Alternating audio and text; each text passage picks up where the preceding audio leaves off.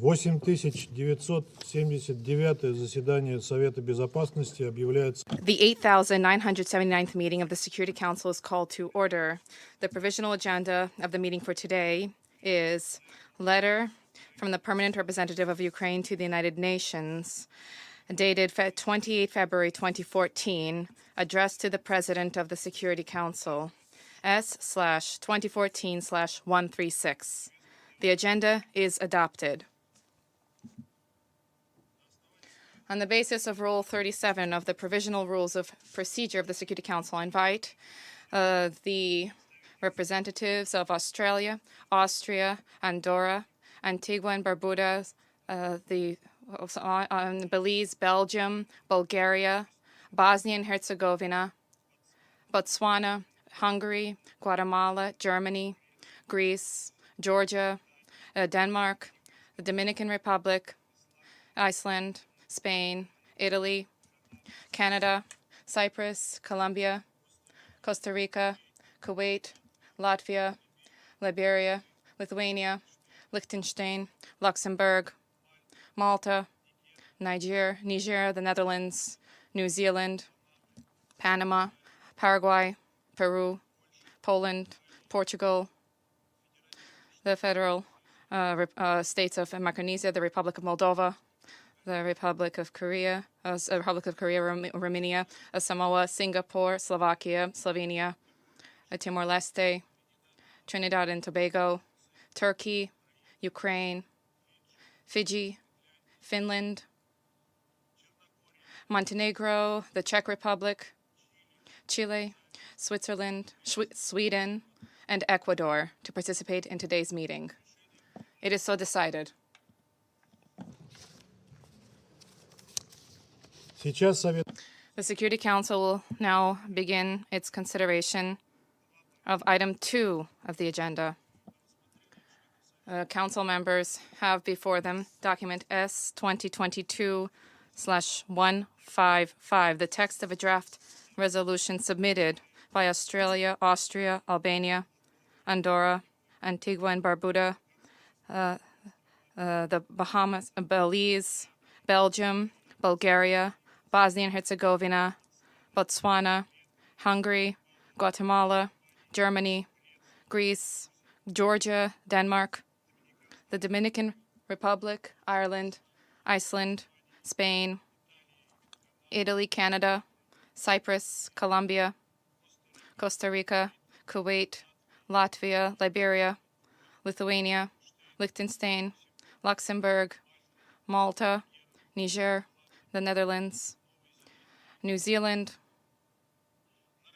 Norway, Panama, Paraguay, Peru, Poland, Portugal, the Federated States of Micronesia, the Republic of Moldova, the Republic of Korea, Romania, Samoa, Singapore, Slovakia, Slovenia, the United Kingdom of the United Kingdom and North Ireland, the United States of America, Timor-Leste, Trinidad and Tobago, Turkey, Ukraine, Fiji, Finland, France, Montenegro, the Czech Republic, Chile, Switzerland, Sweden, and Ecuador. Сейчас я объявляю, а потом даю слово. Совет готов. The Security Council is ready to undertake a vote on the draft resolution before it. I now give the floor to those members of the Security Council who wish to deliver statements before the vote. I give the floor to the representative of the United States.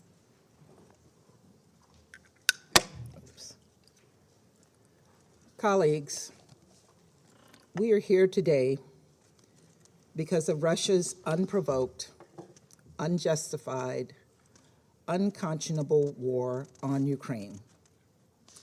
Let us never forget that this is a war of choice, Russia's choice.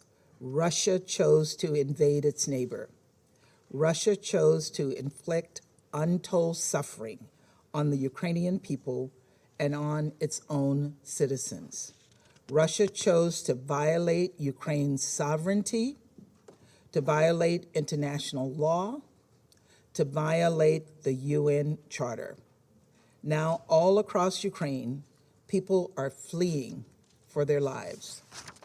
Residents of Kyiv and Kharkiv have left their homes with only the belongings they could stuff in their backpacks to make shelter in subway stations, which have now become bomb shelters. We've seen reports of attacks on kindergartens and orphanages. Babies, newborn babies in an intensive care unit have been evacuated into makeshift bomb shelters too. We have seen heart-wrenching images of fathers sobbing as they say goodbye to their young children and sending their families away, as they send their families away to safety while they stay behind to defend their country. In Kyiv today, thousands of people crushed into a local train station with mothers passing their children over the crowd, begging for people to help to get their babies onto trains and to safety. According to the UN High Commissioner for Refugees, more than 50,000 people have fled Ukraine in less than 48 hours. We've also seen everyday Russians bravely speak out and demonstrate in cities across Russia against President Putin's decision to plunge them into a war with their neighbor. They do not want to sacrifice Russian lives for Putin's ambition.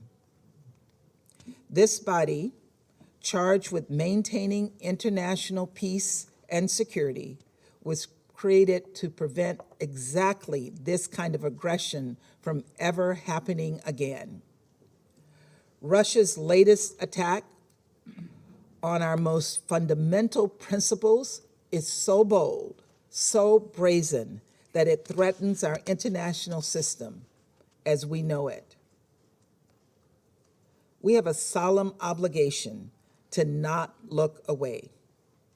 We believe to our core that the noble intentions of this institution should still have a place in solving 21st century problems and shielding our children and our grandchildren from the horrors of war. The horrors of war are exactly what our Ukrainian brothers and sisters are experiencing today. The people of Ukraine will soon need food and water and shelter and medical aid. They will face displacement and lose everything they've worked to build. For these reasons, we and Albania, in consultation with our allies and partners, have proposed this draft resolution holding Russia to account for its aggression against Ukraine. This resolution condemns Russia's aggression. It reaffirms the sovereignty, independence, unity, and territorial integrity of Ukraine.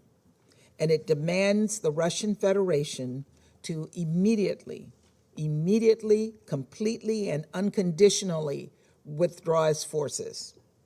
It also calls for the facilitation of rapid, safe, and unhindered humanitarian assistance to those in need in Ukraine and the protection of civilians, including those who are humanitarian personnel.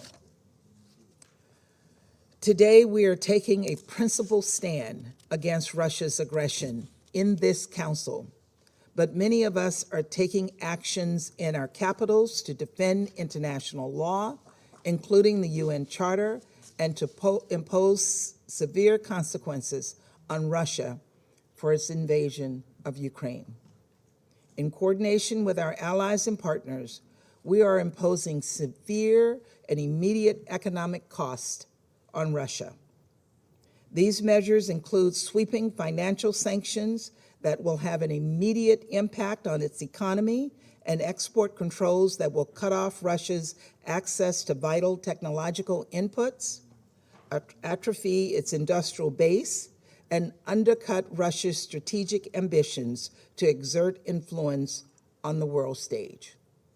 In addition, as was just announced, President Biden will be sanctioning President Putin himself, along with Foreign Minister Lavrov and members of Russia's national security team. These actions are meant to complement the important work we're doing in the Security Council and the resolution we have put forward today. History will judge us for our actions or lack thereof. And so long as we have a Security Council, I believe we ought to strive to ensure it lives up to the highest purposes to prevent conflict and avert unnecessary war. Russia has already subverted that mission, but at a minimum, at the very minimum, the rest of us have an obligation to object and to stand up for the UN Charter. To those who say all parties are culpable, I say that is a clear cop-out. One country is invading another. Russia is the aggressor here. There is no middle ground. Any doubters, I say, look at the kindergarten that was bombed this morning. Take a hard look.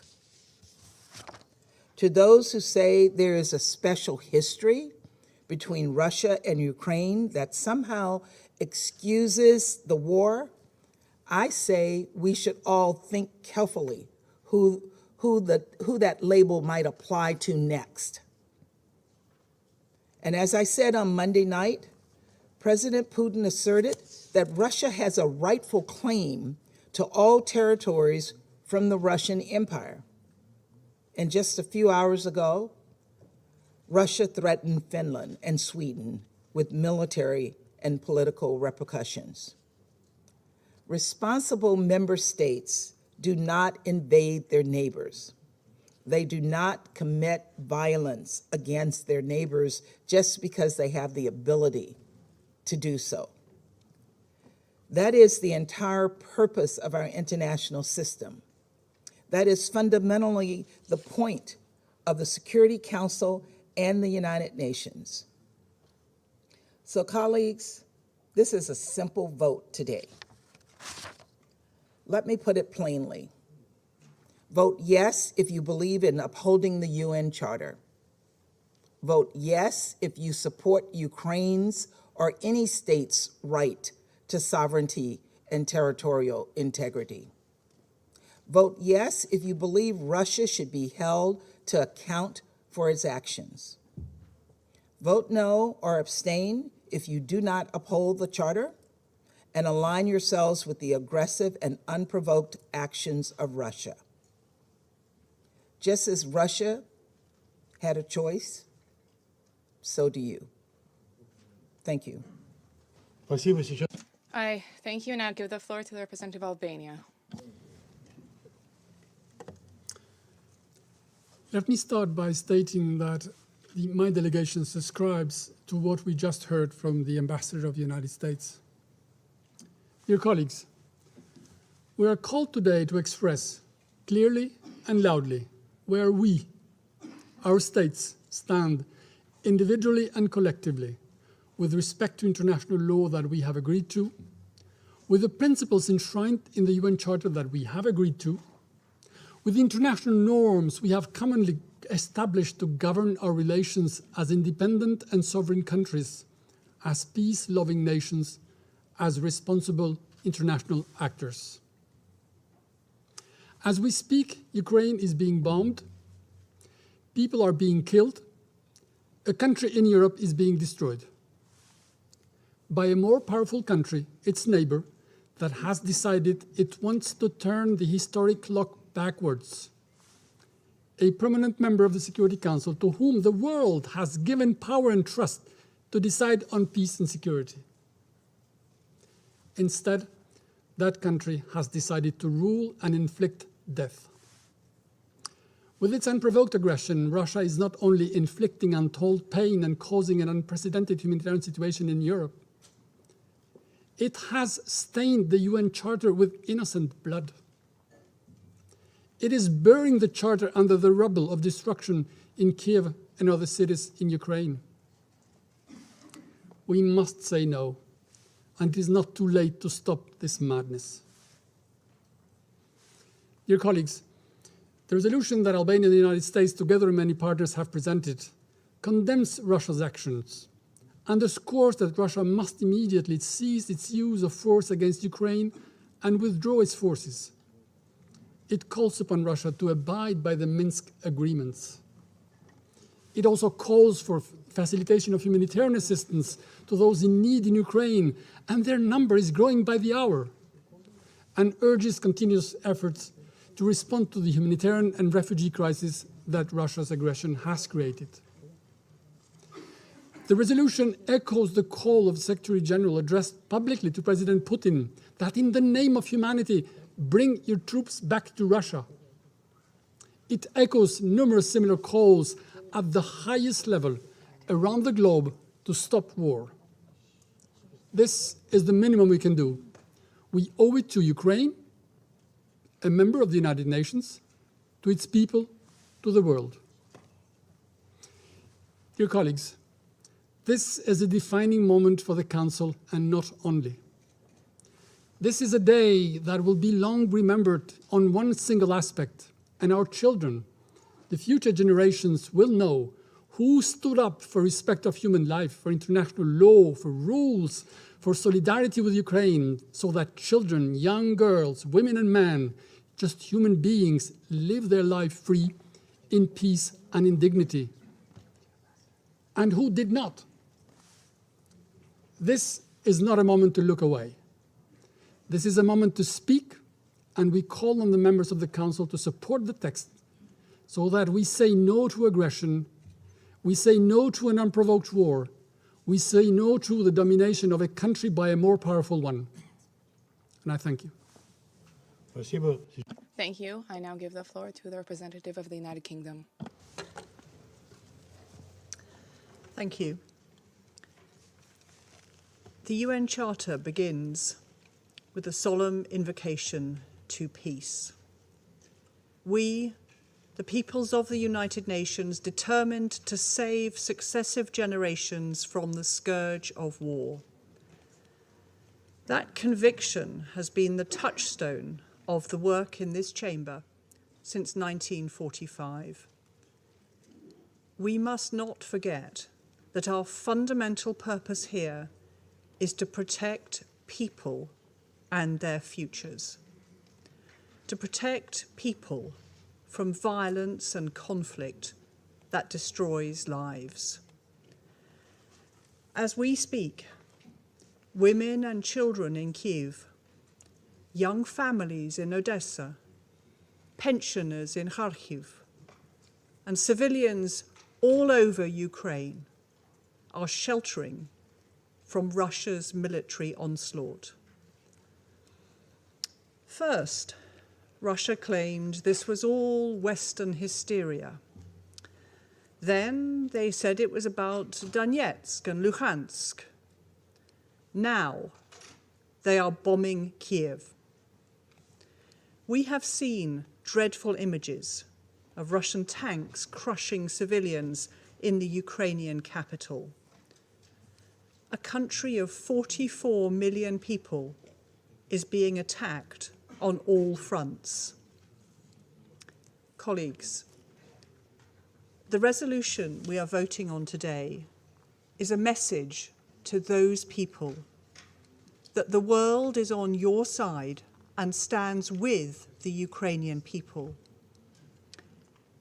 It's a message to the world that the rules we built together must be defended, because otherwise, who might be next? It's a message to Russia as well, to the brave Russian citizens who are protesting a war they do not want. This resolution demands an end to this war. Colleagues, President Putin has launched a massive invasion of Ukraine. His aim is to remove its government and subjugate its people. No fog of war is thick enough to obscure a truth this clear. This is not self-defence under Article 51. It is naked aggression. It is an unprovoked, unjustified war, and this Council must condemn it. Thank you. Recibo. Thank you. I now give the floor to the representative of Gabon. Merci, Monsieur le Thank you, Mr. President. Mr. President, the Security Council today finds itself facing face-to-face with its responsibility in its capacity to reaffirm the core principles which undergird its very existence. The United Nations was created on the ashes of a brutal war, the main aim of which is to prevent any other deadly act of belligerence. Today, at a time when a number of nations and peoples throughout the world continue to attempt to heal the scars of faraway wars as humanity seeks concrete responses to vulnerability and the manifold fragilities which threaten it, we need neither wars nor any new sources of fear. War is the very denial of the aspirations of people throughout the world. War wreaks death and destruction. The devastation of war and the traumas of war are devastating and frequently irreparable. There is no winner ever in war. War merely revives the pain and making the hellish cycles of resentment all the more infernal. My country is wedded to peace. We are wedded to the principles underpinning the Charter of the United Nations. We champion an international order that is fairer, a rules-based order. For this reason, today we condemn the war against a member of the United Nations. My country joins its voice to all of those who today will condemn war with the ardent hope that we will reaffirm the principles of the United Nations and that this will never be carried out in different ways in different areas. And the principles underpinning our position are equally upheld for all. Distinguished colleagues, the international community is called upon to seize this momentum for frank self-criticism so as to ensure that throughout the world, any war of choice, any war of influence, any war of hegemony, any war to seek for looting of resources, any war, all wars are dehumanizing. The international stage should not be a reflection of a jungle where nations are either either predators or prey. Mr. President, to conclude, we wish to reiterate our call for an immediate ceasefire, for de-escalation. We beseech the belligerents not to hinder access of humanitarian assistance to those people who are in need. We call upon all parties to revitalize dialogue, to embrace a peaceful settlement to their disputes. As for us, distinguished colleagues, members of the Security Council, the responsibilities which we need to assume today should always be reflected in defense, reaffirmation, and the renewal of our commitments. That is to save succeeding and present generations from the scourge of war. Thank you, Mr. President. Thank you. I now give the floor to the representative of Mexico.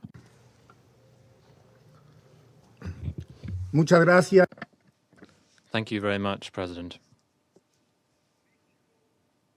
Mexico will vote in favor of the draft resolution presented by Albania and the United States, and we will do so for the following reasons. First, we are witnessing one country's invasion of a sovereign country. This is a blatant violation of Article 2, paragraph 4 of the United Nations Charter, and it is also an aggression under the terms of General Assembly Resolution 3314, which was adopted by all members of the United Nations. Secondly, Mexico has itself suffered 4 invasions over the course of its history as an independent state, 2 by France and 2 by the United States. The first intervention by the United States in 1846 led to the loss of almost half of our national territory at that time. Thirdly, Mexico has always condemned all acts of aggression, as it made clear with its protests at the League of Nations, at the annexation of Ethiopia and Albania by Italy, and the annexation of Austria by Germany. Fourthly, our rejection of the use of force led us in 1945 to convene the Inter-American Conference on the Problems of Peace and War in Mexico City, which then led on to our going to the San Francisco Conference with a clearly defined regional position on this matter. 5. Mexico's foreign policy is in favor of peace. Since the UN was established, my country has defended and will defend before this organization and indeed in all fora the prohibition of the threat or use of force in international relations. 6.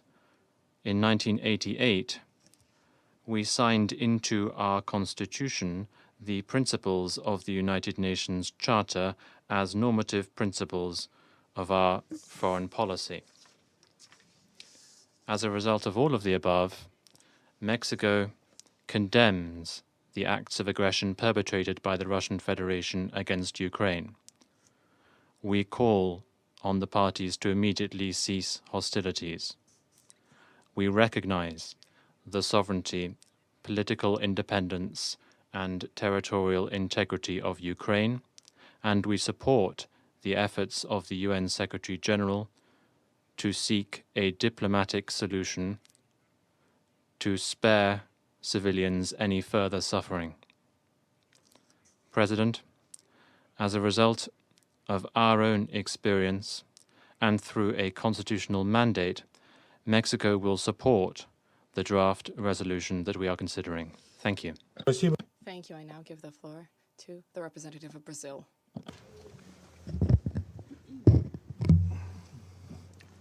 Thank you, Mr. President. Mr. President, we live in unprecedented circumstances of threat to the international order and a violation of the UN Charter. We are gravely concerned with the Russian military operations against targets in sovereign Ukrainian territory. We believe the Security Council should strive to show a united resolve in pursuing diplomatic solutions to all threats to international peace and security, and seek agreement also on the Ukrainian crisis. As we hear reports of increasing civilian casualties, fear and devastation in Ukraine, a scenario that any war inevitably generates, our main objective now is to immediately stop ongoing hostilities. How should we do that? First, the Security Council must swiftly react to the use of force against the territorial integrity of a member state. A line has been crossed, and this Council cannot remain silent. Secondly, and no less important, we need to create the conditions for dialogue among all involved parties. The world cannot afford a point of no return where parties see military victory as the only avenue to end conflict.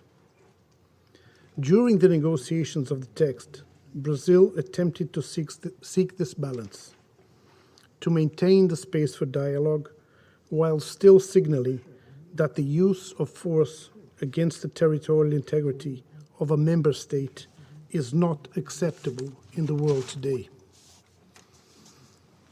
We are also deeply concerned with Russia's decision to engage troops in military operations on the ground and with the loss of lives and danger to the civilian population that may ensue.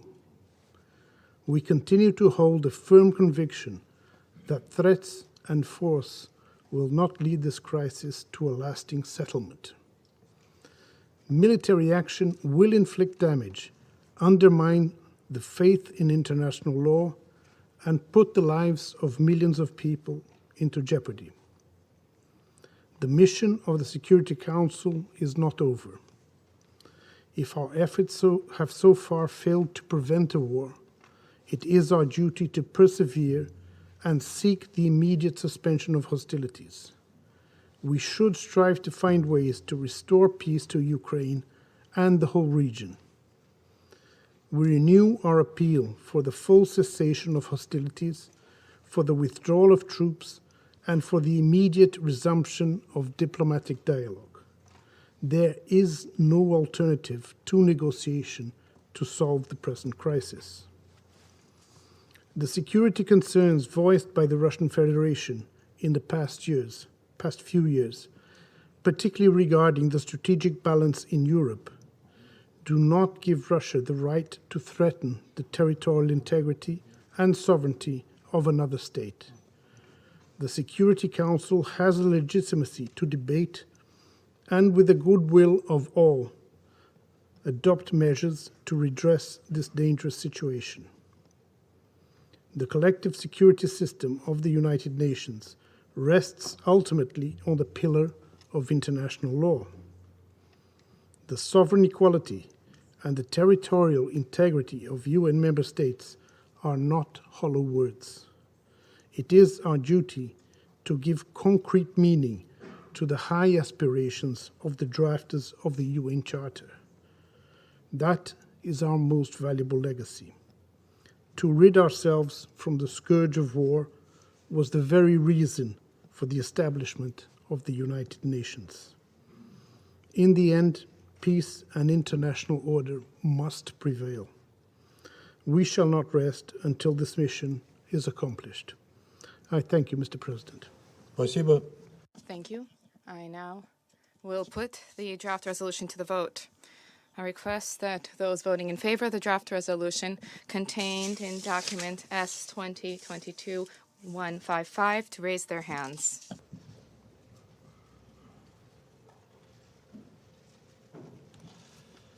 Кто против? Those against? Кто воздержался? Abstentions? Результаты The result of the voting is as follows. 11 votes in favor, 1 vote against, 3 abstentions. проект резолюции The draft resolution has not been adopted owing to the negative vote of a permanent member of the Security Council. I now give the floor to those members of the Security Council who wish to deliver statements after the vote. I give the floor to the representative of Albania. Dear colleagues, we deeply regret the decision of the Russian Federation to veto the resolution. The Council lost a precious opportunity to show to the world its unity, its power, its usefulness. Instead, it was blocked, it was taken hostage. We are disappointed but not surprised, and this is not the end of our efforts.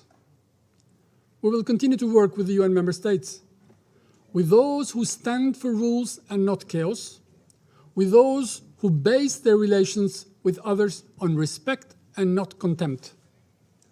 We will continue to condemn this aggression, call for ending this senseless war.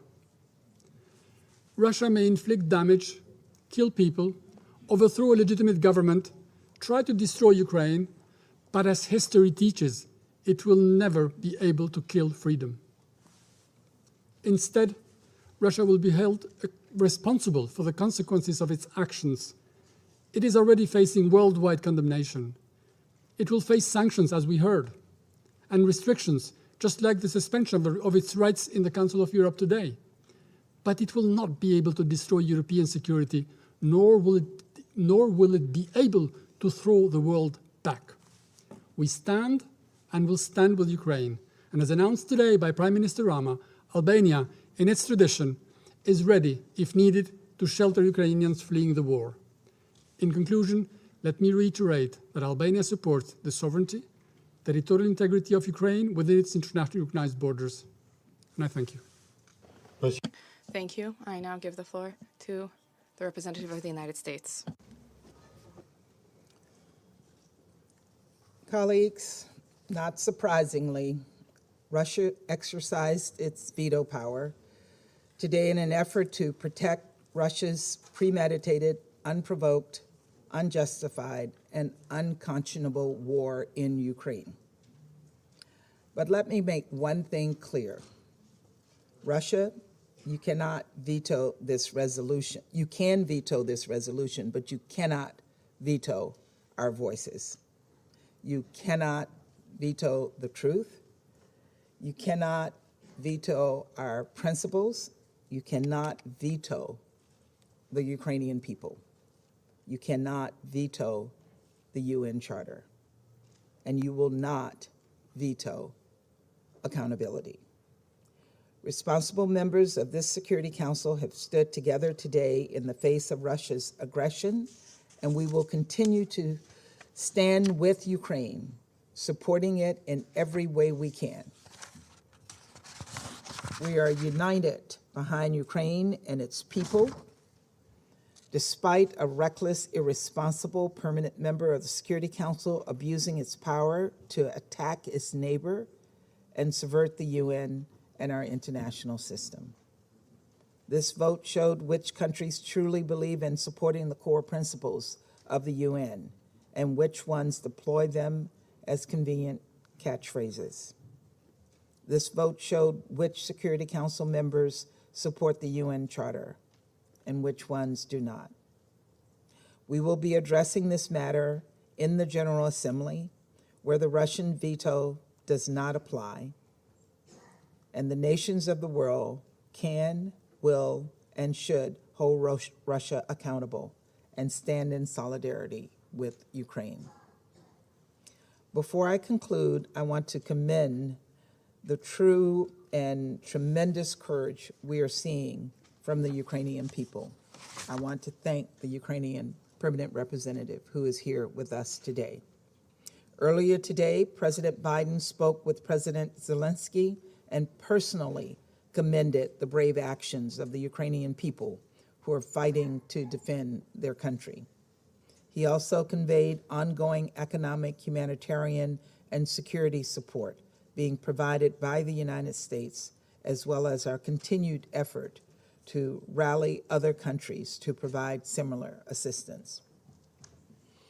It's hard to imagine what it must feel like to see tanks rolling into your city, to see bombs dropped on your streets, to see soldiers storm your parks and your gardens.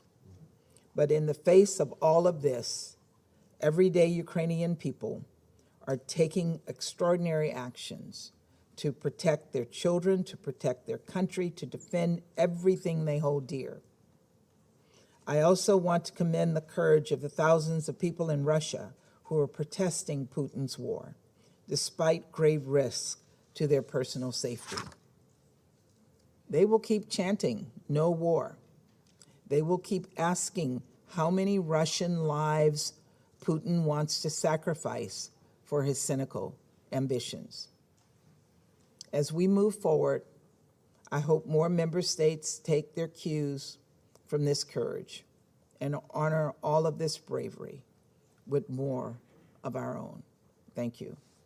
Спасибо. Thank you. I now give the floor to the representative of India.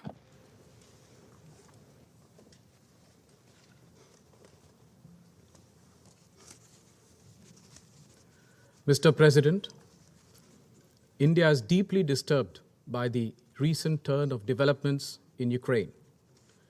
We urge that all efforts are made for the immediate cessation of violence and hostilities. No solution can ever be arrived at the cost of human lives. We are also deeply concerned about the welfare and security of the Indian community, including a large number of Indian students in Ukraine. The contemporary global order has been built on the UN Charter, international law, and respect for the sovereignty and territorial integrity of states. All member states need to honor these principles in finding a constructive way forward. Dialogue is the only answer to settling differences and disputes, however daunting that may appear at this moment. It is a matter of regret that the path of diplomacy was given up. We must return to it.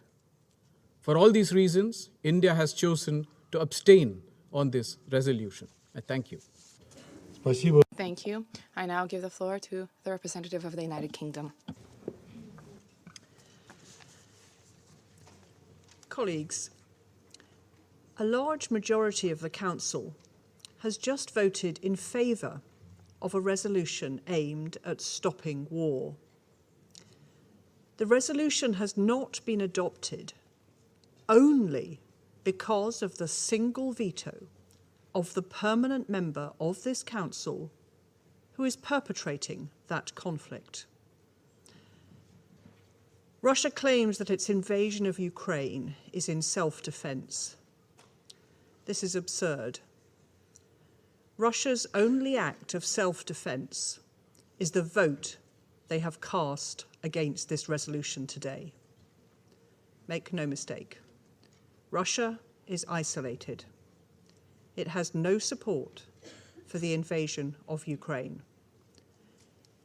History will record how we voted today and which countries stood up to be counted in defence of the Charter and the sovereignty and territorial integrity of Ukraine.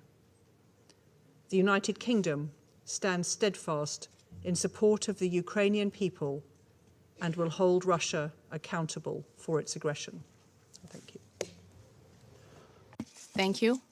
I now give the floor to the representative of Norway. President, Norway voted in favor of the draft resolution. We deeply regret Russia's veto. Preventing an ending act of aggression is a direct responsibility of this Council. A veto cast by the aggressor undermines the purpose of the Security Council. It is a violation of the very foundation of the UN Charter. Furthermore, in the spirit of the Charter, Russia as a party should have abstained from voting on this resolution. On Wednesday, as we sat here in the Council chamber, we could see the shocking first images of what now amounts to a full-scale Russian invasion of a free and independent UN member state. We can only imagine the hardship the people of Ukraine is going through. With their tanks, missiles, bombs, planes, warships, and cyber attacks, the Russian Federation's aggression not only violates the independence, sovereignty, and territorial integrity of Ukraine, it also constitutes a serious breach of international peace and security.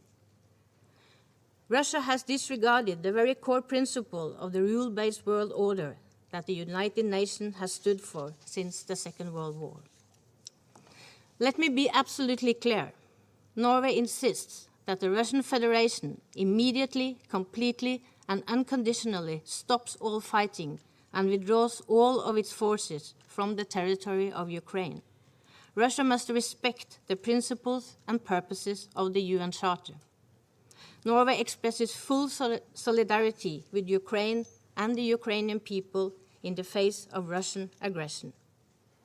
Indeed, we already see the dire consequences for civilians, with casualties and injuries of large numbers of children, women, and men.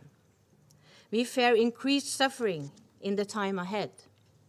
with potentially large numbers of casualties and extensive destruction of civilian infrastructure, such as schools, medical facilities, water and electricity plants. We see fighting unfolding in and around urban areas. We are deeply concerned about the long-term and protracted harm to the civilian population caused by such warfare, including by the use of heavy explosive weapons. We already see mass displacement.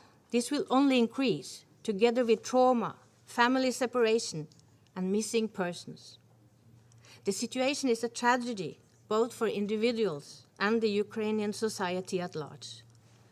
The parties to the conflict in Ukraine must comply with their obligation under international law, including human rights law and international humanitarian law, and ensure the protection of the civilian population and detainees. Space for neutral and impartial and independent humanitarian action must be protected to ensure safe, rapid and unimpeded humanitarian access to those in need. We condemn in the strongest possible terms Russia's military aggression against Ukraine. This Council must now carry out the great responsibility of its mandate and act in a determined and united manner to stop the ongoing aggression against a UN member state. We also condemn Belarus for facilitating these attacks. Norway will join our allies and partners in swift and concrete countermeasures. This includes the alignment of Norway to the intensified sanctions of the European Union. Let me conclude by reiterating Norway's unwavering support for Ukraine's sovereignty, territorial integrity within its internationally recognized borders. Thank you. Thank you. I now give the floor to the representative of Ireland. Mr. President, Ireland voted in favour of the draft resolution presented by the United States and Albania in response to the flagrant violation of the UN Charter, of international law, and of the sovereignty and territorial integrity of Ukraine by the Russian Federation. The Russian Federation has turned its back on diplomacy. It has spurned genuine offers of dialogue and rejected repeated calls from the international community for de-escalation. Instead, it has launched an unjustified and unprovoked attack on Ukraine, an attack that continues today to rain death and destruction on Ukraine and its people. We condemn these actions outright. In casting our vote today, we do so in full solidarity with the people of Ukraine. This Council has a responsibility to act in the face of conflict, to protect international peace and security, to uphold the principles the world agreed upon in response to the utter devastation of the Second World War. This is not a responsibility that Ireland takes lightly, yet it is one that we were prevented from discharging today in spite of the clear and declared will of the great majority of this Council's members. Mr. President, we deeply regret the use of the veto today by the Russian Federation. The veto is an anachronism which has no place in today's world. The use of the veto to block Council action is always unacceptable. Its use today in blatant defence of military aggression is reprehensible. However, the veto in no way obscures the plain facts of Russian aggression against Ukraine, nor will it hinder the international community's response to Russia's blatant breaches of international law, as demonstrated by the broad co-sponsorship of today's resolution by the wider UN membership. In this context, Ireland strongly supports the comprehensive sanctions announced by the European Union yesterday. We stand ready to support further measures if Russia does not reverse course. Mr. President, The unfolding horror of recent days is a tragedy for the people of Ukraine, and one which evokes nightmares that the people of Europe fervently hoped had been consigned to a blood-stained history. Only dialogue and diplomacy offer escape from these nightmares. We call on Russia to end its aggression against Ukraine today, to turn away from war and choose the path of dialogue and diplomacy. This is the right path, and the time to take it is now. Thank you. Thank you. I now give the floor to the representative of France. Monsieur le Président. President, at this time, Russian missiles are killing civilians, bombing cities, destroying essential infrastructure, with the sole goal of making Ukraine a vassal state. These are goals of rebuilding the Russian Empire. Ukraine is the victim of a premeditated aggression initiated by the President of Russia. Nothing can ever justify this. No member of the Council supports it. The result of the vote is clear. Russia is alone.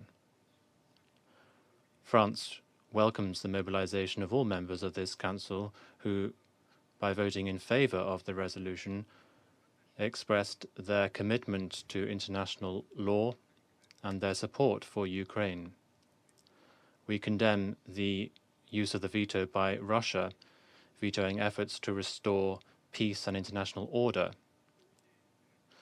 Russia is riding roughshod over its responsibilities as a permanent member of the Security Council. It is manipulating the United Nations Charter, violating the most basic principles therein. President, within the UN and in all bodies, France will continue to mobilize with its partners to support Ukraine and the Ukrainian people. Thank you. Thank you. I now give the floor to the representative of Ghana. Thank you, Mr. President. Ghana voted in favor of the draft resolution on the situation in Ukraine, which did not pass, because that is the minimum duty we owe to the Charter, the peoples of the world, and in particular the government and people of Ukraine as a member of this Council. We joined the 10 other members of the Council in seeking to deploy in the strongest terms the Russian Federation's invasion of Ukraine, because that act breaches Russia's obligation as a member of the United Nations. Its obligation to respect the provisions of Article 2, Paragraph 4 of the Charter.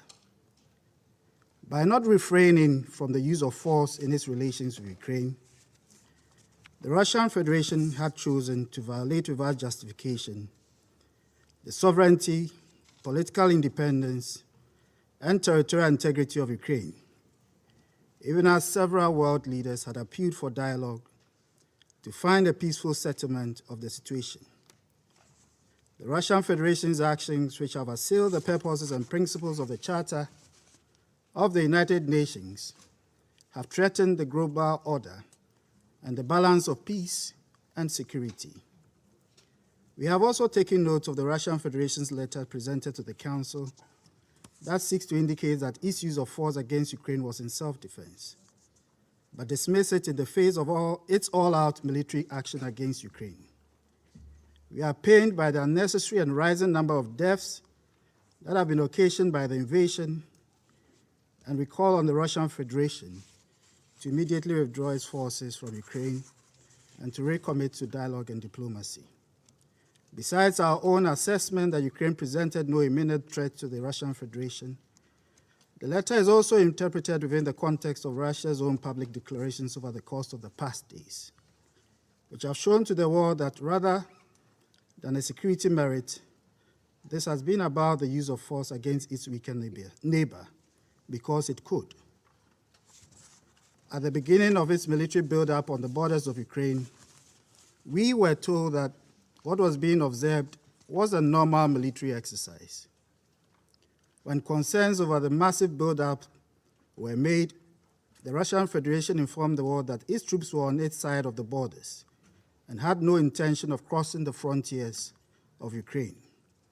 At the point, we were also informed that troops were being considered to be sent to the Donbas region of Ukraine in the context of peacekeeping.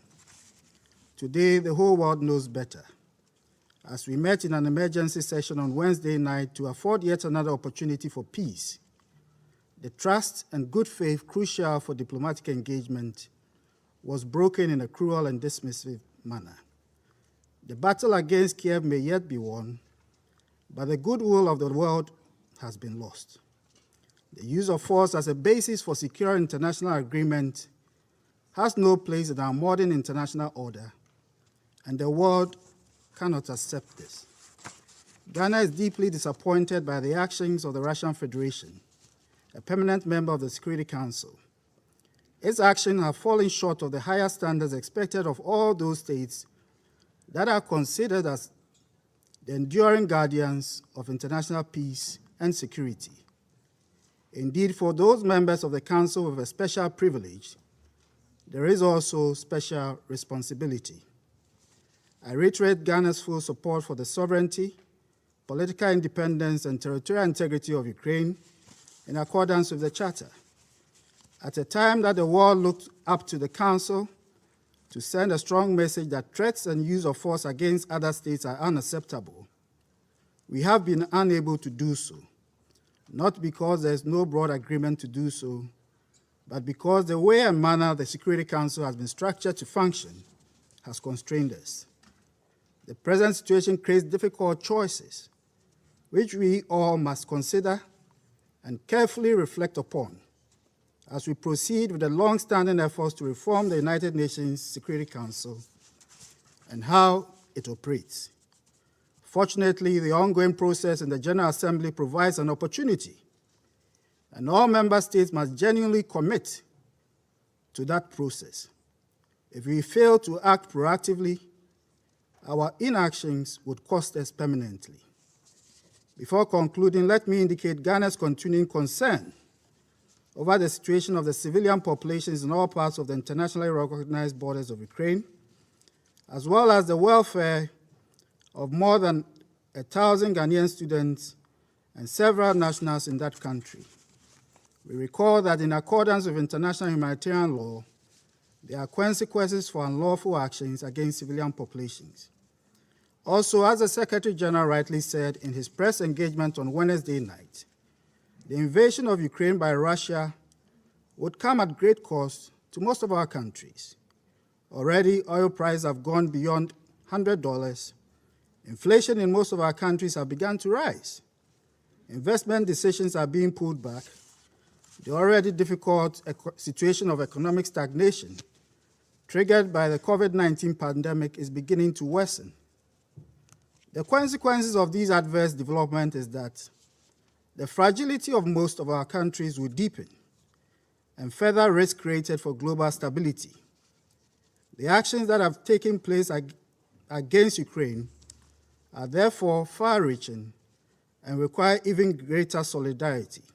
First, with the people of Ukraine who bear the direct and immediate impact of this unjustified action that violates the Charter and the principles of international law, but also for the many, especially developing countries, whose populations are facing severe austerity. May we find the wisdom and common purpose to overcome the difficult moment we face. Ours is the call for peace. Let's give peace still yet a chance. I thank you. Thank you. I now give the floor to the representative of Brazil. Mr. President, Brazil regrets that the Security Council was unable to react to a breach of international peace and security that is still happening as we speak. During the negotiations, Brazil favored a text that could maintain space for dialogue among all the parties, while sending a decisive message for respect to international law and to the basic principles that for more than 75 years have saved us from a war of wide proportions. We thank the proponents for their flexibility in several aspects of the draft during the negotiations. Mr. President, the framing of the use of force against Ukraine as an act of aggression in the draft, a precedent that has seldom been used in this Council, signals to the world the gravity of the situation, but could also downplay other times when force was used against the territorial integrity of member states with no equivalent reaction from the Council. Indeed, we could have ended up with a text that is more conducive to reconciliation. Brazil has fought for that.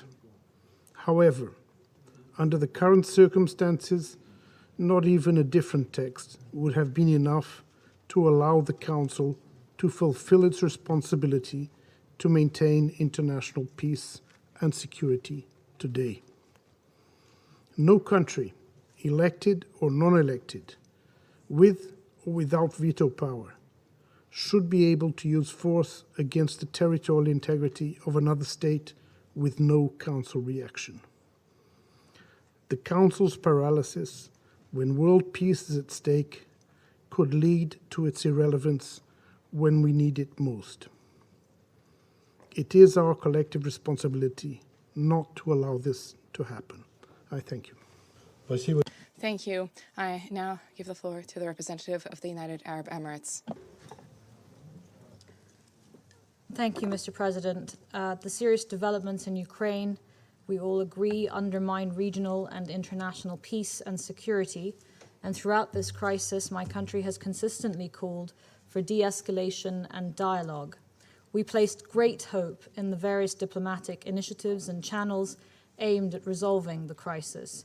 And those calls reflected our alarm at the consequences of this crisis for civilians present in Ukraine, as well as for the region and for the international community. And we emphasize the importance of ensuring that humanitarian assistance reaches those in need and call on all parties to respect international humanitarian law, prioritize the protection of civilians, and allow for the unhindered delivery of humanitarian assistance. We further believe that every member state of the United Nations has the right to security, sovereignty, independence, and territorial integrity. Being from the Middle East, we are intimately aware of the critical importance of a stable regional security environment and of de-escalation, diplomacy, and dialogue as the basis for that security. Similarly, we understand from experience and share the need for inclusive and consultative processes. We support the draft resolution's emphasis on the need to adhere to the principles of international law and to the Charter of the United Nations. And that must be the basis of the resumption of dialogue and the pathway forward now that that resolution has not been adopted. The UAE restates its commitment to the territorial integrity, sovereignty, and independence of all member states of the United Nations. We urge for immediate de-escalation and cessation of hostilities, and we once more underscore our readiness to work with members of this Council towards that goal. The results of this vote were a foregone conclusion, but the avenues for dialogue and diplomacy must remain open more urgently than ever before, and we must pursue them together. This is the clear sentiment that this Council is united on. Thank you. Thank you. I now give the floor to the representative of Kenya. Mr. President, Kenya has voted in favor of the draft resolution to affirm Article 2 of the United Nations Charter that all members shall refrain in their international relations from the threat or use of force against the territorial integrity or political independence of any state. We voted yes to register our opposition to the breaching of the territorial integrity of Ukraine by the Russian Federation. We voted with hearts that are heavy with sympathy for the people of Ukraine. We offer our condolences to all the Ukrainian families that have suffered the devastating loss of loved ones to this unnecessary war. our affirmative vote today transcends the tragedy unfolding in Ukraine. We voted yes, also having in mind the justifications for past interventions by other powerful states using resolutions from this very council that seriously compromised international peace and security. Even as deserved condemnations ring out today about the breach of Ukraine's sovereignty, history's condemnations are a loud silence in this room. We cannot help but recall that Africa's Sahel region is in terrible turmoil due to the hasty and ill-considered intervention in Libya a decade ago. On that occasion, the African Union sought more time for diplomacy. Its counsel was ignored, and what resulted was not peace or the safety and security of the Libyan people. Instead, terror was unleashed on African peoples in the countries to the south of Libya. There have been yet other actions of similar magnitude that have brought us to this unfortunate pass. Today, the precious fabric of our charter lies torn and trampled and threatened with further harm if there is no urgent and visionary leadership with a faith in diplomacy pushing in the opposite direction. If the United Nations Charter could speak for itself, it would vote for this resolution to affirm its central role in safeguarding our collective peace. It would remind all members of the Security Council and the United Nations that the Charter contains the tools for the pacific settlement of their disputes by negotiation, inquiry, mediation, conciliation, arbitration, judicial settlement, resort to regional agencies or arrangements, or other peaceful means of their own choice. By failing to adopt this resolution, we deeply regret that the Security Council has failed to stop the infringement of the sovereignty of a member of the United Nations. I thank you. Thank you. I now give the floor to the representative of China. Thank you, Mr. President. Mr. President, China is deeply concerned about the latest developments of the situation in Ukraine. Now it has come to such a point which we do not want to see. China always forms its own position on the basis of the merits of the matter at hand. We believe that the sovereignty and territorial integrity of all states should be respected and that the purposes and principles of the UN Charter should be jointly upheld. We have always called on all parties to seek reasonable solutions to address each other's concerns through peaceful means on the basis of equality and mutual benefit. We welcome and encourage all efforts for a diplomatic solution, and we support the Russian Federation and Ukraine in resolving the issue through negotiations. In the past week, the Security Council has held 2 emergency meetings, and all parties have fully elaborated on their positions and concerns on the current situation. At present, faced with a highly complex and sensitive situation, the Security Council should make a necessary response. At the same time, such a response should also be taken with great caution. All actions should be truly conducive to defusing the crisis, rather than adding fuel to fire.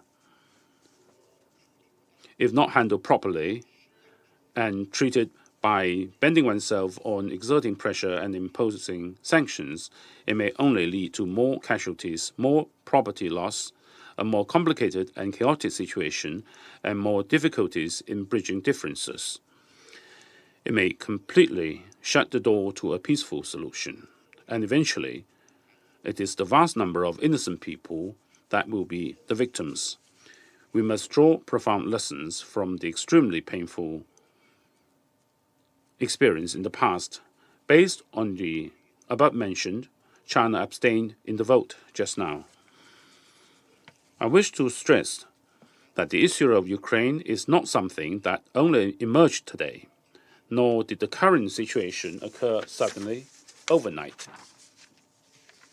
It It is the result of the interplay of various factors over a long period of time. China advocates a common, comprehensive, cooperative, and sustainable security concept, believing, as it does, that the security of one country cannot come at the cost of undermining the security of other nations, and that much less can regional security be secured through group strengthening and, from that matter, group expansion. Against the backdrop of 5 successive rounds of NATO expansion, Russia's legitimate security aspirations should be given attention and addressed properly. Ukraine should become a bridge between the East and the West, not an outpost for confrontation between major powers. We strongly call upon all parties concerned to exercise maximum restraint, ease tensions, avoid civilian casualties,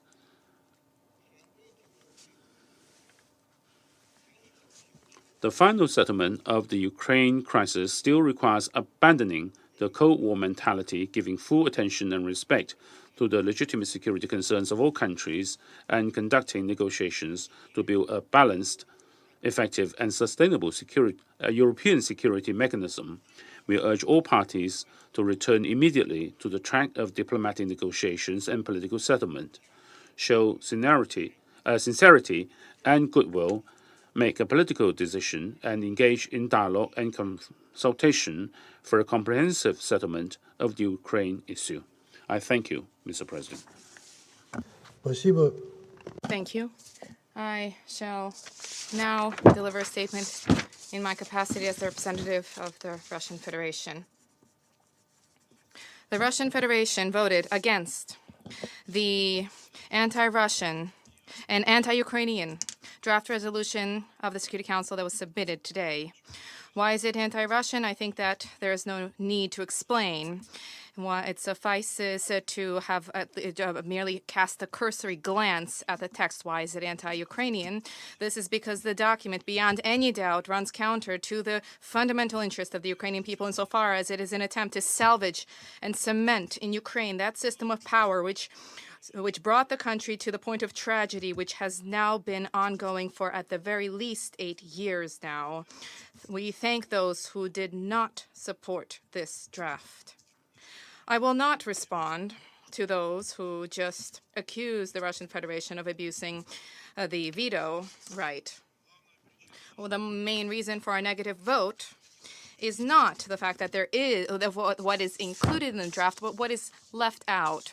If its sponsors were to attempt to make it even remotely balanced, then they would not have left out issues which must be addressed and cannot be overlooked in the context of the Ukrainian problem. Specifically, they would not. What was left out is the fact that those who assumed and seized power as a result of the anti-constitutional coup in Kiev in February 2014, I refer to the Maidan junta, the way that they unleashed a war against the residents of the country's east, shelling residential areas with artillery pieces and multiple rocket launchers, raining bombs on the people of Donetsk and Lugansk. What was left out was the way that the Ukrainian authorities, with the encouragement of their Western patrons, consistently and cynically shirked their responsibility to implement the Minsk agreements, the linchpin of which was direct dialogue with the residents of the country's east. At the same time, what was positioned on the line of contact, the deployment of Ukrainian death squads comprised largely of radical neo-Nazi battalions, methodically, day after day, shelled the residential areas of DPR and LPR, killing women, children, and the elderly. And incidentally, this is ongoing today. Just today, 4 civilians died as a result of the actions of the Ukrainian armed forces. And how can we fail to mention the blood-chilling crimes by the Ukrainian nationalists as perpetrated over the past 8 years? The fact that the protesters against Maidan in Odessa were burned alive. The fact that peaceful protesters in Maidan were shot at by unknown snipers. The investigation into both of these tragedies is something that has been deliberately swept under the rug by the Maidan regime. At the same time, the culprits in the Odessa tragedy are well known. They are openly flaunting their presence. And yet an alternative investigation and the recognition by the snipers themselves unambiguously confirms that the slaughter on the at Independence Square was a provocation by the leaders of Maidan. We specifically last year carried out an informal Security Council meeting, an ARIA formula meeting, on both of these issues with the aim of sharing with Security Council colleagues more information about this. And yet in response, at best, what we heard from Western partners were merely hackneyed cliches about so-called Russian propaganda. How can there be a resolution on the Ukrainian issue without these above-mentioned issues being mentioned? It would have been wise to include in the draft an honest assessment of the role of Western colleagues in inflating this Ukrainian crisis.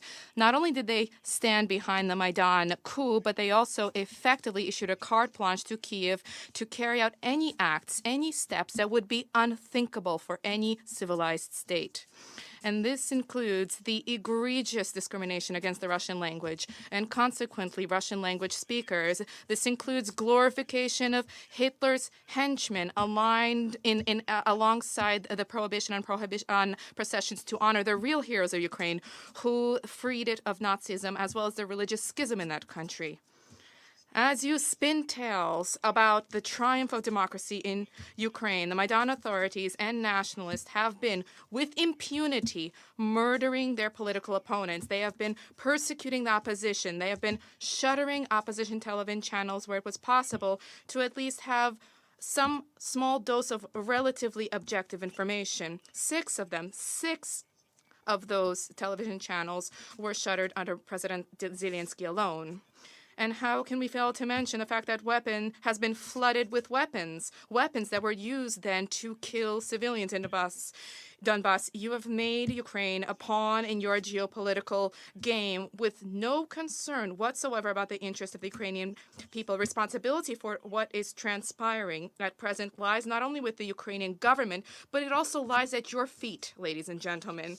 And today's draft resolution, your draft resolution, is nothing other than yet another brutal, inhumane move in this Ukrainian chessboard.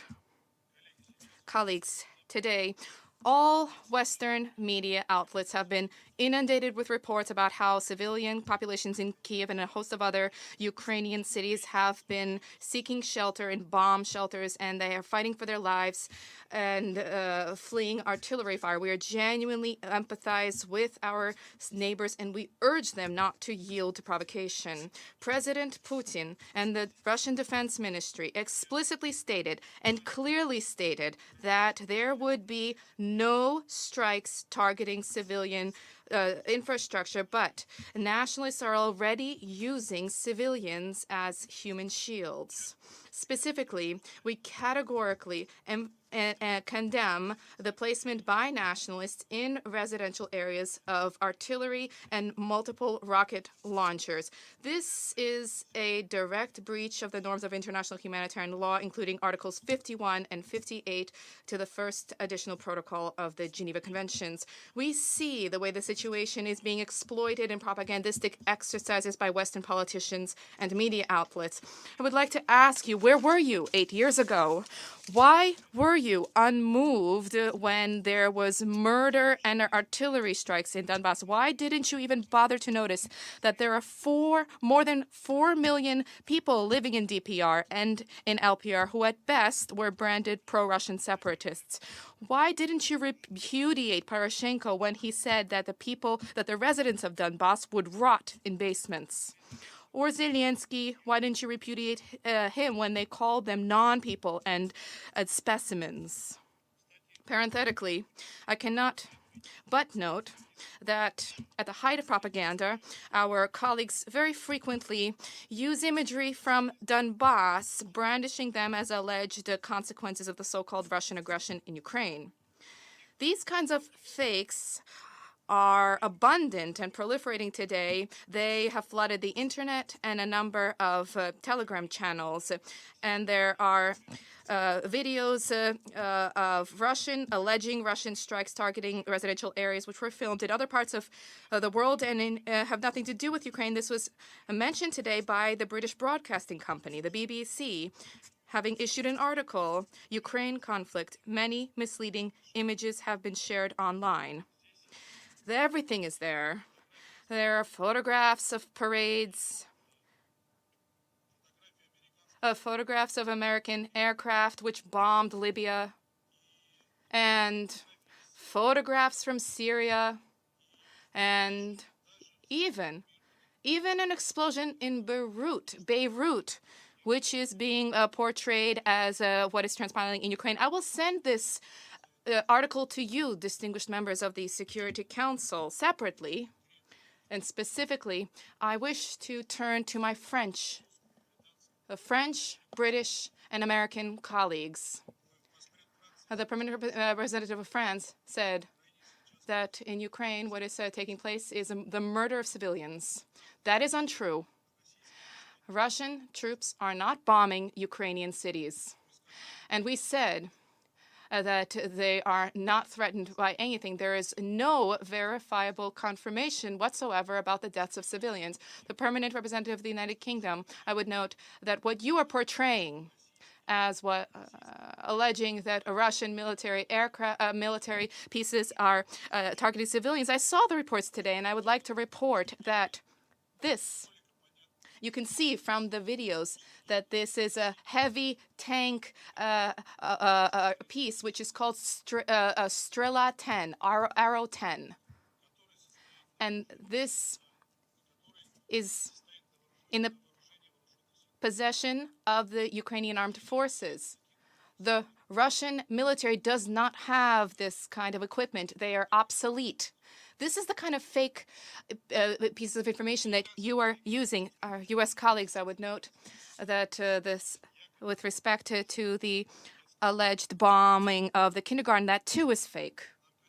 Of course, it is difficult for us to compete with the United States in terms of the number of invasions targeting their neighbors. I will refrain from listing out the aggressions carried out by the United States in their history, but you are in no position to moralize. To conclude, I wish to emphasize we are not waging a war against Ukraine or the Ukrainian people. We are carrying out a special operation against nationalists and for the protection of the residents of Donbass, for denazification and for demilitarization.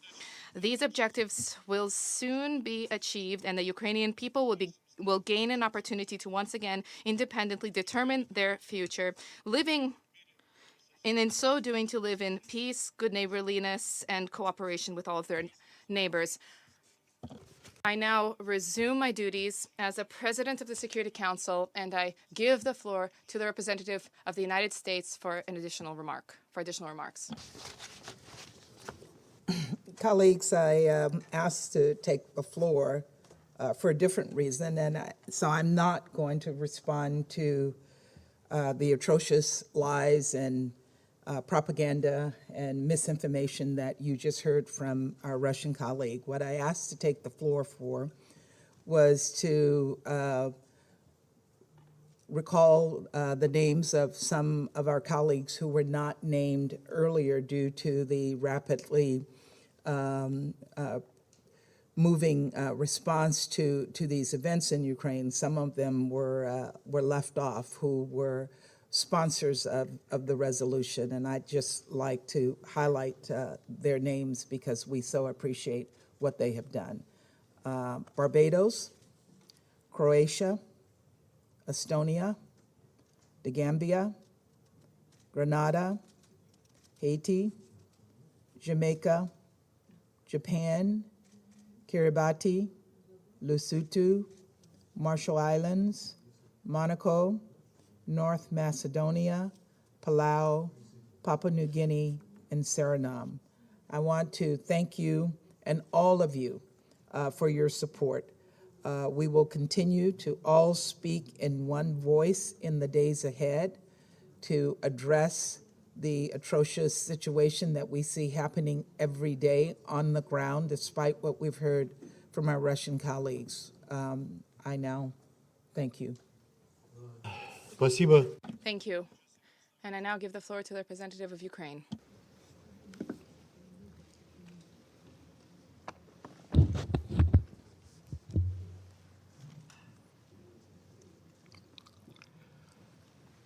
Distinguished members of the Security Council,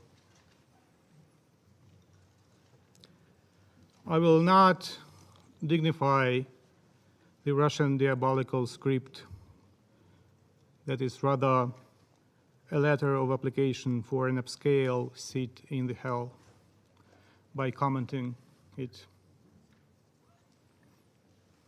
I would like to use this opportunity to thank the parents of every ambassador here, to thank the people of the democratic nations who put these ambassadors in their seats, to tell the children of those ambassadors that they should be proud of their parents,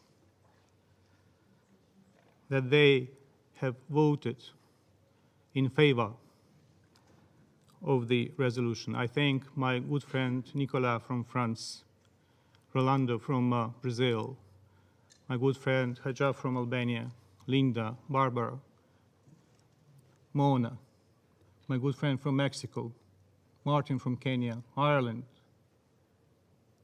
Ghana, Gabon. I thank dozens and dozens of co-sponsors who would vote in favor of their resolution should they have a chance to vote, but they will have this chance in days to come. The draft recalls the obligation of all states under Article 2 of the UN Charter to refrain in their international relations from the threat or use of force against the territorial integrity or political independence of any state.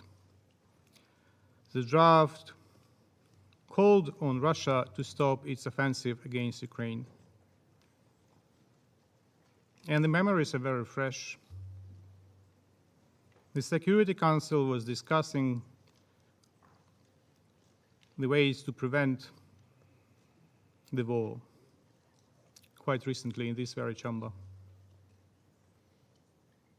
And at the very same moment, deadly airstrikes were dropped on civilian heads across my country. And the Russian troops crossed the Ukrainian border from the territory of Russia. The territory of Belarus was used for missile attacks, and the troops were marching from the occupied parts of the Ukraine's Donbass and Crimea. Last night was the most horrific for Kiev since, just imagine, 1941, when it was attacked by Nazis. Last night was attacked by someone who pretends they are fighting with neo-Nazism. Therefore, I'm not surprised that Russia voted against. Russia is keen on continuing its Nazi-style course of action. The Kremlin regime should not be called Russian regime. The Kremlin regime should be called Russist regime. A couple of hours ago, my president said, and I quote, "Tonight, the enemy will use all the forces at their disposal to break our resistance, vile, cruel, and inhuman. Tonight, they will storm. We must all understand what awaits us. We have to persevere tonight. The fate of Ukraine is being decided right now," end of quote. We just heard something that the Russian ambassador wanted to present as assurances from himself and from his leadership that it's all provocation. And that he urged us not to yield to provocations.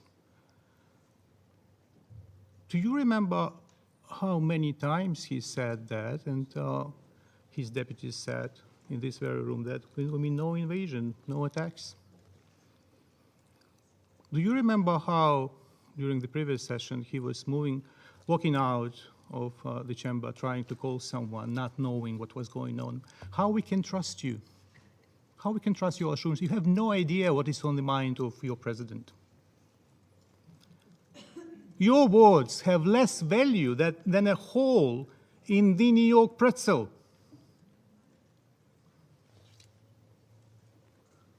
The Russian Federation that occupied by treachery the seat of the Security Council member in 1991 violates daily not only the Charter, but also the provisional rules of procedure of this Council. Because if Russia did not violate the provisional rules,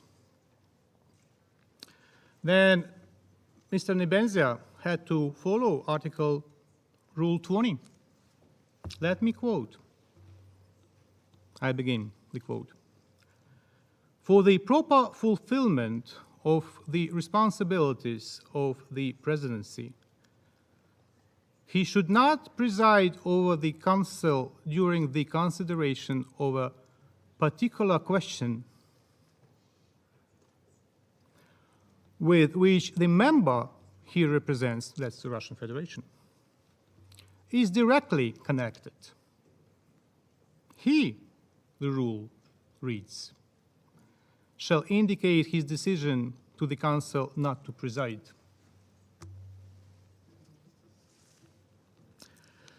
So since the Council is not ruled by the current presidency by rules,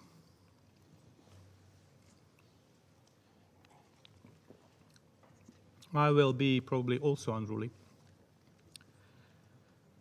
And I will ask all of you to dedicate a moment of complete silence to pray or to meditate if you do not believe in God, for peace, to pray for souls of those who has been already killed, for souls of those who may be killed. And I invite the Russian ambassador to pray for salvation. Please, ladies and gentlemen, let us spend a moment in a complete silence. Прошу прощения, прежде I do apologize, but before moving to a moment of silence, I want to include in the list those people who perished over all these years in Donbass. They also are worthy of being mentioned.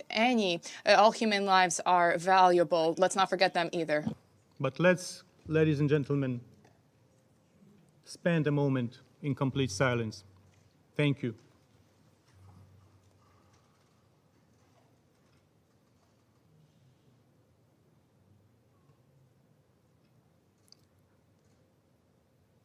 I thank you very much, ladies and gentlemen.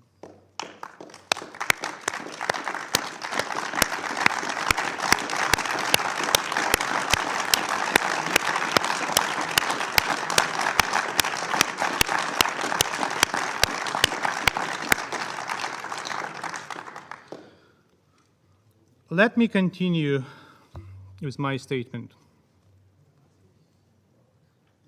I'm saddened, however, that there is a small handful of members that seem to be still tolerating the war. Any complex historical context could not be used to justify what is going on.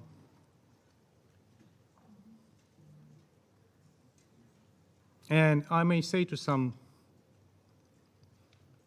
it is exactly the safety of your nationals right now in Ukraine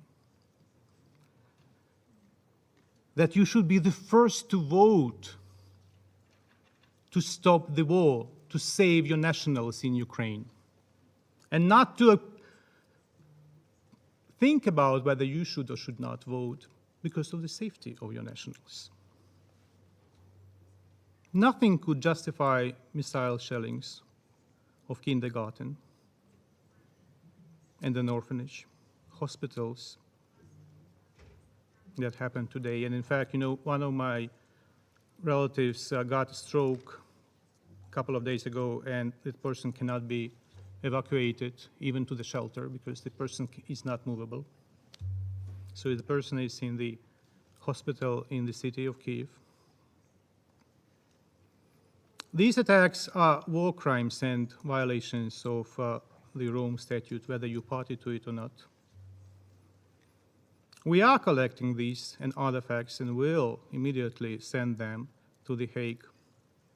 And responsibility is inevitable.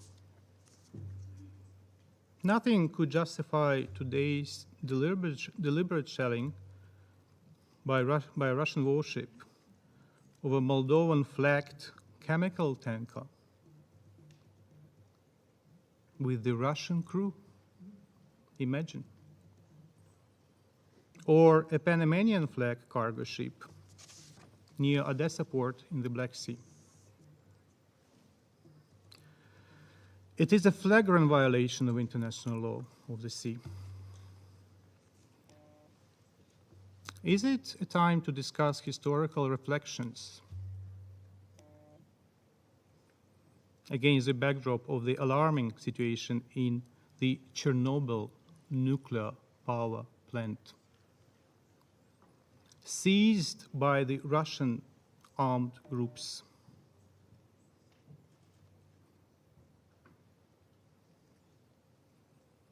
They detain the staff of the nuclear power plant, not allowing them to rotate as required by technical safety rules. Another matter of alarm that the control levels of gamma radiation, those rates in the exclusion zone, have already been exceeded because of the damage of the topsoil due to the movement of a large number of heavy military equipment, including tanks. And as a result, there is contamination by radioactive dust. Dear Security Council members, as of previous night, midnight, almost 140 persons were killed on the Ukrainian side and 316 persons wounded during, that was the first day of the Russian invasion. Many objects of civilian infrastructure were ruined. To stop the advance of the Russian tanks, a young gentleman, a hero, blew himself on a bridge. He killed himself to destroy the bridge, not to let the Russian tanks to go ahead.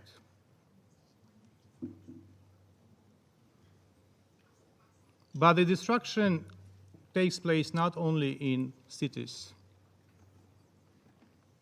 80% of infrastructure of the small town of Shestya, located on the government-controlled part of Donbass, have been completely destroyed, according to the local administration. Occasionally, the name of the town is translated as happiness. That's actually the name of the town. Счастье, happiness. What a grotesque irony. It speaks volumes what kind of happiness the Russian Federation is bringing to Donbass, to Ukraine, to other nations. Sooner or later, if we continue to allow Russia to go ahead with its diabolical plan. And rest assured, Ambassador, there will be no hospitality to your troops on our territory.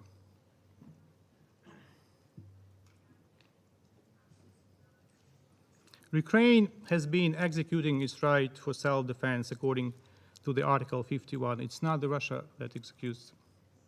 Your perverse reading of the Charter is so sick that it's impossible to interpret.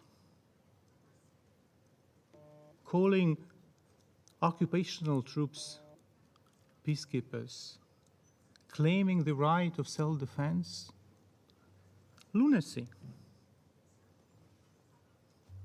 The Russian troops are suffering heavy losses.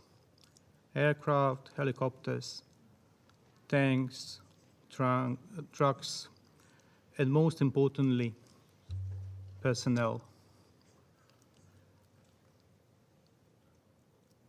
You can stop the vote in this chamber. But what may stop the war is unfortunately the bodies and thousands of bodies of Russian soldiers that will be delivered to their mothers in Russia, whether you like it or not, because we have to defend our territories, we have to defend ourselves on our territory.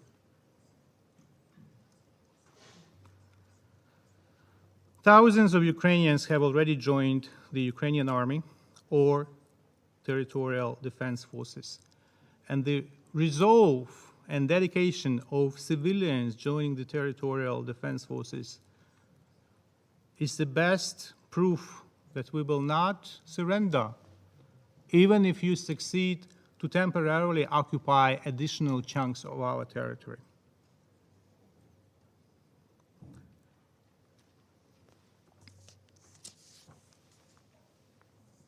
Ukraine has broken diplomatic relations with Russia, something that had to be done 8 years ago. We call on our partners to follow our example or to find other ways to severe relationships, diplomatic relationships with Russia. We call on international organizations to ban or suspend Russia's membership. The latter has happened today, in fact, as the Committee of Ministers of the Council of Europe, by overwhelming majority, I mean, it's almost like consensus, adopted the decision to suspend the Russian Federation from its rights of representation in the Committee of Ministers and in the Parliamentary Assembly of the Council of Europe. In the first place, you shouldn't have been invited to the Council of Europe. You were invited to the Council of Europe, this temple of human rights, in the middle of the Chechen War. In the very middle of the Chechen War, even before the Khasavyurt agreements. For hypocritical political reasons, the Europeans then were of the opinion that it's better to invite you, and you were invited in the middle of the war, killing thousands and thousands of your own citizens in Chechnya.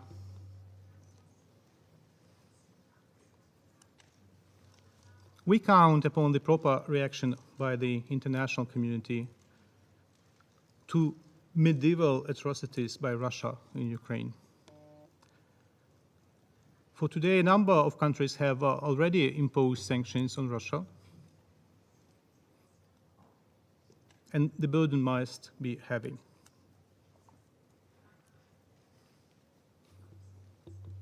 And if you say that sanctions is nothing, that I'm sure that the bodies of killed soldiers of Russia is not nothing, even if you are completely diabolical.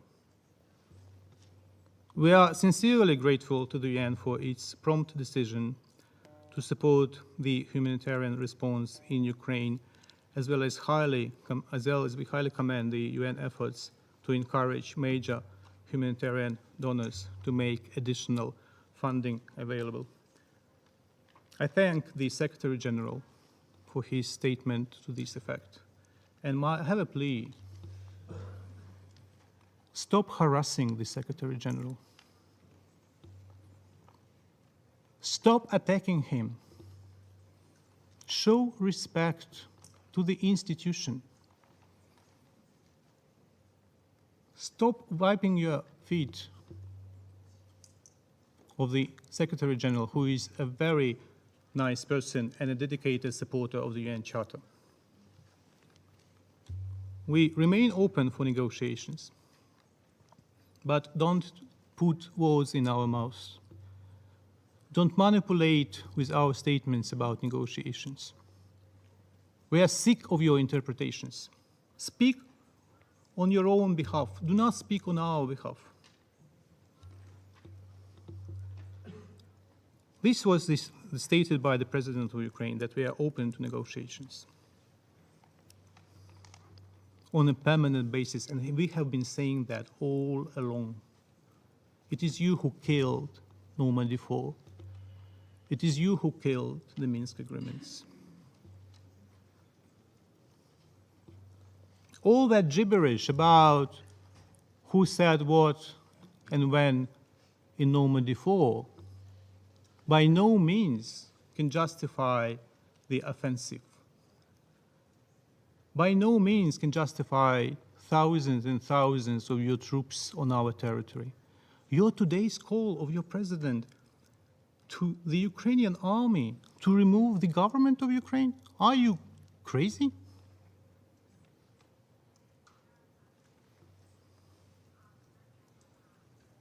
Show respect for the core principles enshrined in the UN Charter.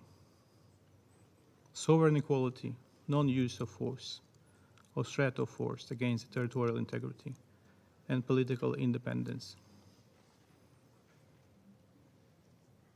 In my opening remarks, I said that parents of ambassadors here, all ambassadors but you, are proud of their children.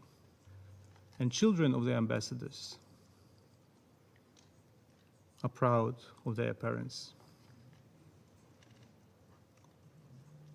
It's so painful to think what your family think about you when you lie every day. The Russian people deserve peace, democracy. The Russian people deserve liberty, and they will have it.